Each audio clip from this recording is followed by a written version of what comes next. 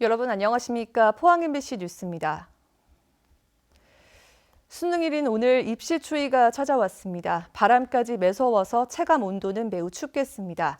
경북 동해안과 울릉도, 독도, 동해 전해상에는 강한 바람의 특보가 발효 중이고요. 내일 낮부터는 추위가 풀리겠습니다. 안수진 기상캐스터입니다. 수능일인 오늘 든든한 옷차림이 필수겠습니다. 아침 최저기온 5도 밑에서 출발했는데요. 이 강한 한기가 몰려오고 바람까지 매서워서 체감온도를 더 끌어내리고 있습니다. 수험생 여러분들은 나가실 때 담요 챙기시는 게 좋겠습니다. 낮 동안에도 기온이 크게 오르지 못하겠습니다. 낮 최고 기온 10도 아래에 머물면서 춥겠습니다. 현재 경북 동해안과 울릉도, 독도에는 강풍주의보가 발효 중입니다. 동해 중부 먼바다에는 풍랑경보가, 그 외 동해상으로는 주의보가 발효됐는데요. 강한 바람에 피해 없도록 주의하시기 바랍니다. 자세한 지역별 날씨 알아보겠습니다. 오늘 맑은 하늘이 펼쳐지겠습니다. 낮 기온 울진과 포항이 9도, 영덕과 경주가 8도입니다. 울릉도와 독도에는 구름 많이 지나겠습니다. 낮 기온 울릉도 5도, 독도 8도입니다. 동해상으로는 대체로 맑겠고 동해 중부 먼바다에는 오후까지 곳곳에 빗방울이 떨어지겠습니다. 바다의 물결 동해 전해상에서 최고 5m까지 높게 일겠습니다. 내일 낮부터는 추위가 풀리겠고요. 울릉도와 독도에는 오후 한때 비가 내릴 가능성이 있습니다. 일요일 오후부터 다음 주 월요일 오전에는 한 차례 비 소식이 들어 있습니다. 날씨였습니다. 포항 지진 발생 2년을 맞아 포항문화방송은 어제부터 사흘간 지진 기획 뉴스를 연속 방송합니다. 첫 순서로 지진 피해로 2년째 고통을 겪고 있는 이재민들의 생생한 목소리를 담아봤습니다. 이재민들은 국가가 추진한 지열 발전 때문에 삶의 터전을 잃었는데 정부와 지자체는 2년째 손을 놓고 있다고 주장합니다. 박성아 기자가 보도합니다. 포항 지진 2년, 삶의 터전을 잃은 한미 장관 맨션 아파트 이재민들이 또다시 길거리로 나섰습니다. 포항시가 무대책으로 일관하고 있다며 책임 있는 행정을 요구했습니다. 언제 무너질지 모를 위험한 아파트에서 대한민국 정부와 포항시의 무능하고 무책임한 방치 속에 고통의 나날을 보내고 있다. 지진 피해 아파트에 문제가 없다는 포항시의 판정에 대해 무너져가는 집에서 하루하루 목숨을 걸고 살고 있다고 주장합니다. 하루를 살아도 안전하게 살아야 되는 거지. 밤에 자다가도 뿌직뿌직 소리가 나면 불안해서 잠을 잘 수가 없어요. 그래서 또 무너지나 싶어 또 쫓아나오기도 하고. 주민들은 지진 발생 이후 2년이 지나면서 아파트 곳곳에 발생한 균열이 갈수록 커지고 있다고 말합니다.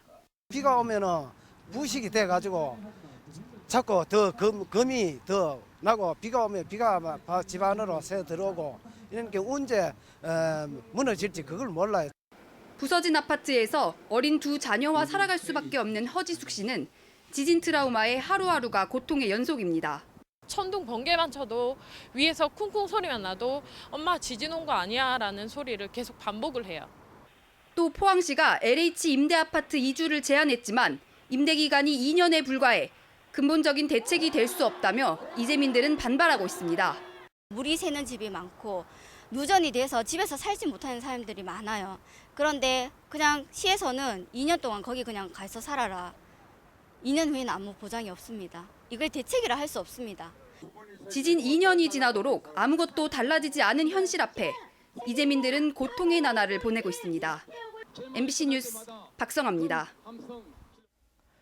포항 지진 이후 도시재생 사업과 이재민 이주 대책, 지진특별법 제정 등 다양한 대책과 계획은 나왔지만 무엇 하나 속 시원히 해결된 건 없습니다. 포항시도 2년이란 시간 동안 도대체 뭘 했는지 무거운 책임을 물을 수밖에 없는데요. 이강덕 포항시장에게 앞으로의 대책을 들어봤습니다. 이규설 기자가 보도합니다.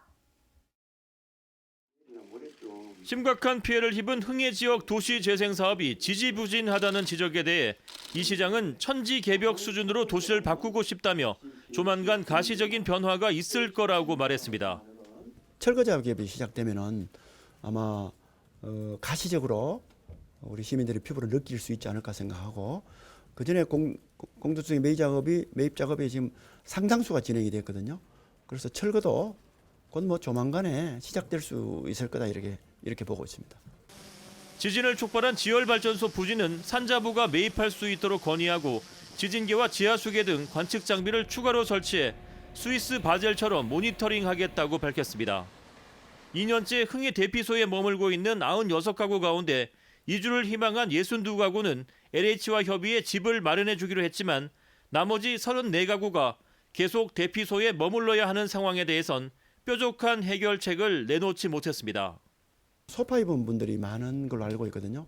그 소파 입은 것은 뭐 저희가 임의대로 뭐 전파다 또 반파다 이렇게 할 수가 없거든요. 그래서 그 전문가 판단을 거쳐야 되니까 그 부분은 현재 그 주민들 희망 사항과 또 전문가 판단이 달라서 법원에 지금 재판 계류 중에 있습니다. 포항 시민들의 최대 관심사인 지진특별법 제정에 대해선 조심스러운 입장을 취했습니다. 이 시장은 이번 정기국회에서 특별법이 의결될 수 있도록 최선을 다하고 있지만 현실적인 걸림돌이 많다며 말을 아꼈습니다. 만약에 산자위에서 이번에 사실은 의결이 안 되면은 실질적으로 내년 1월 임시국회에 가서 이게 다시 심의된다 하는 것은 어려울 수가 있습니다. 왜냐하면 내년 넘어가면은 전부 총선에 정치권이 전부 몰입하기 때문에. 포항시는 지진특별법의 조속한 제정을 위해 모든 역량을 집중하겠다고 밝혔지만 결과를 낙관하기는 쉽지 않아 보입니다. MBC 뉴스 이규설입니다. 영덕군이 태풍 미탁 피해 주민들에게 재난지원금을 지급하기 시작한 데 이어 울진군도 다음 주 재난지원금을 지급합니다. 영덕군은 사망 1,000만 원, 부상 250만 원을 비롯해 주택 전파 1,300만 원, 반파 650만 원, 침수 100만 원 등 총 8억 5천여만 원을 지급했고 이달 중 농업시설 재난지원금도 지급합니다. 태풍 미탁 피해 규모가 가장 큰 울진군은 다음 주 피해 주민들에게 인명과 주택 피해 재난지원금 60억 원을 전달할 예정입니다. 보수 정치권이 요즘 통합을 강조하다 보니 쇄신이란 말은 쏙 들어갔습니다. 쇄신 없는 통합을 두고 총선용에 불과하다는 비판이 나오고 있고 심지어 원칙도 방향성도 없는 마구잡이 통합 추진이라는 반발까지 잇따르고 있습니다. 보도에 조재한 기자입니다. 황교안 자유한국당 대표가 보수 통합을 선언했지만 좀처럼 진전이 없습니다. 오히려 해묵은 박 전 대통령 탄핵 문제가 다시 수면 위로 떠오르면서 보수 진영이 갈라지는 양상까지 나타나고 있습니다. 김진태, 장제원 등 당내 주요 인사들이 나서 미숙한 통합 추진으로 집토끼마저 이룰 수 있다며 경고를 했고 총선 출마 지역을 저울질하며 대구를 찾은 전임 대표들도 어설픈 지도부를 직접 겨냥한 쓴소리를 쏟아냈습니다. 황 대표가 다급하니까 그 카드를 던질 것 같은. 저러다가 통합쇼에 거치면 황 대표만 치명상 있고 자유한국당만 치명상 있고. 통합을 하려면 인적 쇄신이 기본인데 마구잡이로 끌어모으려고만 한다며 시기와 방법 모두 잘못이라고 지적했습니다. 통합을 통해서 나아가야 할 기본적인 그 어떤 정치적인 방향 그리고 추구해야 될 가치가 무엇인지 이 점이 분명해져야 되죠. 통합 대상으로 거론되는 바른미래당 유승민 의원 측은 통합 논의가 전혀 없다며 선을 긋고 있고 이현주 의원은 또 다른 보수신당 창당에 나서고 있습니다. 선거에 대비해 해처 모여식 통합 추진에 보수 진영은 오히려 분열되는 갈등 양상을 보이고 있습니다. MBC 뉴스 조재한입니다. 포항시청 CCTV 관제사 44명이 기자회견을 갖고 정규직 전환을 요구하고 포항시가 노사협의에 나서지 않을 경우 파업에 돌입하겠다고 밝혔습니다. 이들은 CCTV 관제사들은 24시간 시민 안전을 위해 일하는 만큼 정규직 전환을 시급하다며 대구 등 8개 시구는 이미 지난 5월 정규직화됐다고 밝혔습니다. 응급 환자를 이송하던 소방구조 헬기가 독도 앞바다에 추락한 지 어제로 2주째입니다. 탑승자 7명 가운데 지금도 3명의 실종자가 남아 있습니다. 수색당국은 블랙박스가 장착돼 있는 헬기 꼬리 부분을 인양하기로 결정했습니다. 손은빈 기자입니다. 헬기 동체가 발견된 지점에서 110여 미터 떨어진 수심 78m의 바닷속. 동강난 동체에 중앙 119 구조본부라는 글자가 선명합니다. 지난달 31일 밤 다친 선원과 소방대원 등 7명을 태운 채 추락한 소방 헬기의 꼬리 날개 부분입니다. 여기에는 사고 원인을 밝히는 데 중요한 단서가 되는 블랙박스가 들어 있습니다. 실종자 수색에 집중하기 위해 블랙박스 인양을 미뤄왔던 범정부 수습지원단은 블랙박스를 인양하기로 결정했습니다. 기상이 이번에 호전되는 대로 즉시 인양 작업에 착수할 수 있도록 그렇게 할 예정입니다. 수색이 장기화되면서 기록 정보 훼손 우려가 커졌기 때문입니다. 사고 헬기 제조국인 프랑스 사고조사당국은 국토교통부에 헬기 블랙박스 인양을 촉구하는 의견서를 보냈습니다. 사고 헬기의 블랙박스는 수중에서 30일 동안 견딜 수 있도록 만들어졌지만 추락 시 충격이나 수압으로 인해 바닷물이 들어가게 되면 저장 장치가 손상돼 복구가 어려울 수 있다는 겁니다. 블랙박스에는 추락 직전 교신 내용과 비행 경로, 헬기 상태 등에 대한 정보가 기록돼 있습니다. 바다에 추락하기 직전까지의 항공기 헬기의 어떤 자세라든가 비행 속도, 고도, 그런 것들이 모든 정보 거기 다 들어있습니다. 그래서 그 자료가 확보가 되면은 사고 발생 그 순간을 재현을 해낼 수 있거든요. 국토부 사고조사위는 블랙박스가 인양되는 대로 앞서 건져 올린 동체 엔진과 기어박스 등과 함께 헬기 제조사에 보내 정밀 조사를 맡길 계획입니다. MBC 뉴스 손은민입니다. 경상북도의회가 대구 경북연구원에 대한 행정사무감사에서 부실 운영 문제를 지적하고 효율적인 운영 방안을 촉구했습니다. 남진복 의원은 대구 경북연구원에 경북도의 입맛에 맞는 연구 결과만 내놓는 조직이라면 낭비적인 요소와 역할을 시급히 정리할 필요가 있다고 밝혔습니다. 황병직 의원은 대구 경북연구원에서 규정을 위반한 직원 평정과 성과급 과다 지급, 특정인 부당 승진 의혹 등이 있다며 쇄신 방안을 촉구했습니다. 또 이종열 의원도 연구원 54명 중 25명이 고액 연봉자임에도 불구하고 연구 실적은 부족하다며 지역의 중장기 계획 수립에도 제 역할을 해달라고 주문했습니다. 내년 8월 영일만한 국제 여객부두 준공을 앞두고 경상북도와 대구시가 새로운 해양 관광 상품을 개발합니다. 포항 영일만항에 대형 크루즈선을 유치하고 경북의 역사 문화 유적과 대구의 쇼핑 인프라를 연계한 맞춤형 관광 상품을 공동 개발합니다. 또 경북도와 대구시는 관광 협의체를 운영하고 글로벌 경쟁력을 갖춘 관광 콘텐츠도 함께 개발할 계획입니다. 학생 수 감소로 폐교 위기에 놓인 어촌의 한 고등학교가 글로벌 무역 전문 고등학교로 변신해 내년에 문을 엽니다. 경주 간포고등학교 이야기인데요. 가장 큰 관건이었던 신입생을 뽑는 데는 성공했고 건물 공사도 순조롭게 진행되고 있습니다. 보도에 김철승 기자입니다. 경주 간포고등학교입니다.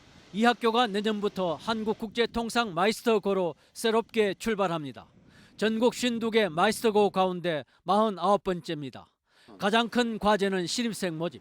60명 모집에 106명이 지원해 평균 경쟁률이 1.77대 1로 도내 6개 마이스터고의 평균 경쟁률 1.26대 1보다 높았습니다. 합격 학생을 지역별로 보면 경주시가 16명으로 가장 많고 포항시와 대구시가 각각 13명으로 뒤를 이었습니다. 첫 번째로는 집이 가깝고 그다음에 학비도 무료고 빨리 돈을 벌어서 집안에 좀 보탬이 되고자 이렇게 이 학교로 입학을 결정하게 되었습니다. 학생들의 성적도 괜찮은 것으로 나타났습니다.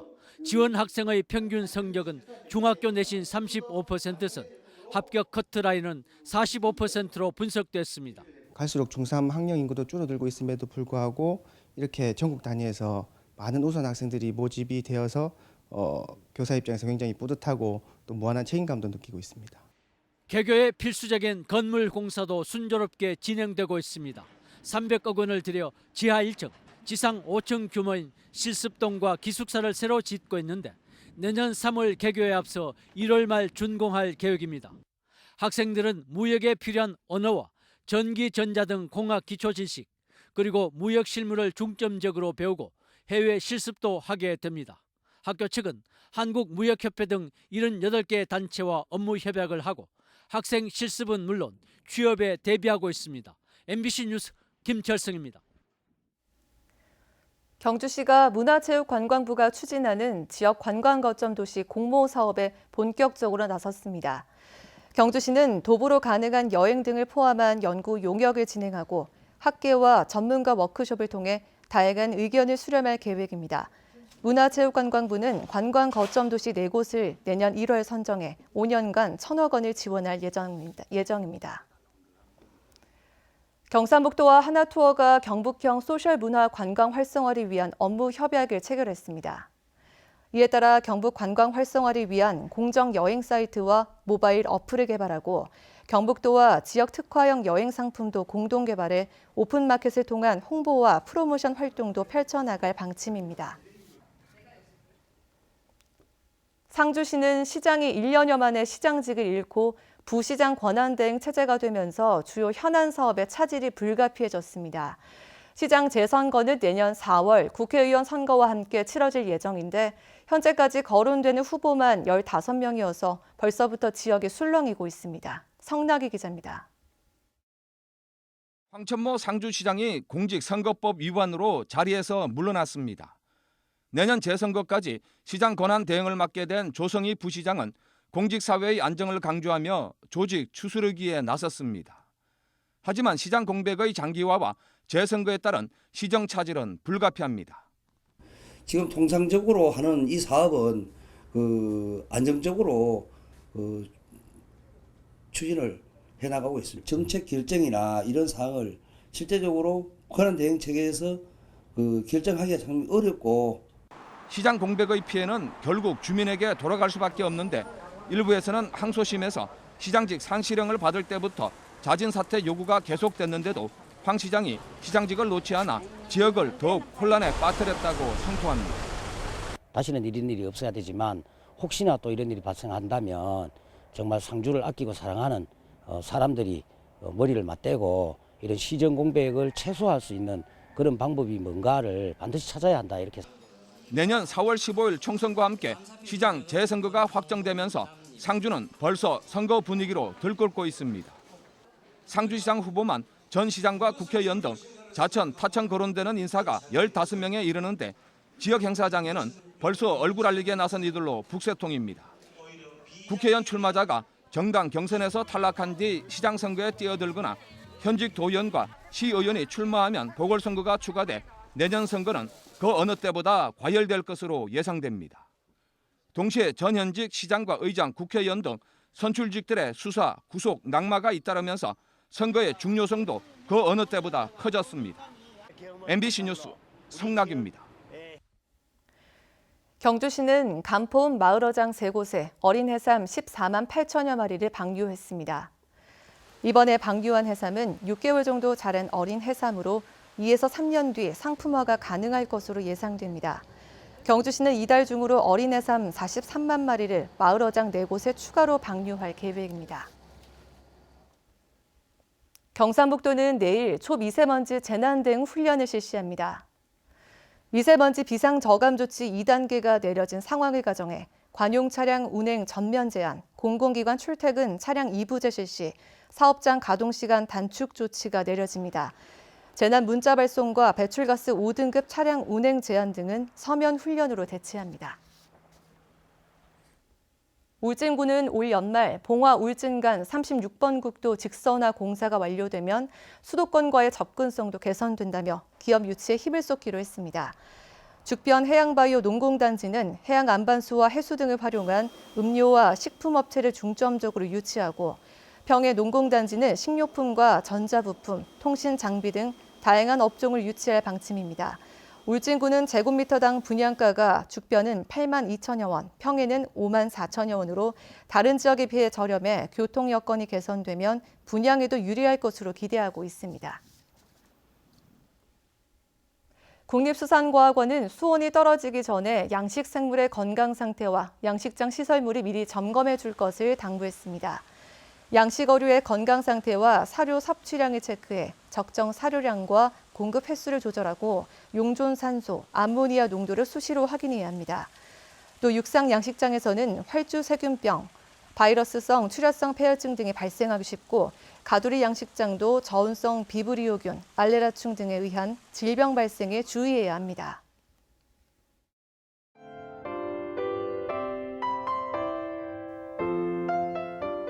수능일인 오늘 든든한 옷차림이 필수겠습니다. 아침 최저기온 5도 밑에서 출발했는데요. 이 강한 한기가 몰려오고 바람까지 매서워서 체감온도를 더 끌어내리고 있습니다. 수험생 여러분들은 나가실 때 담요 챙기시는 게 좋겠습니다.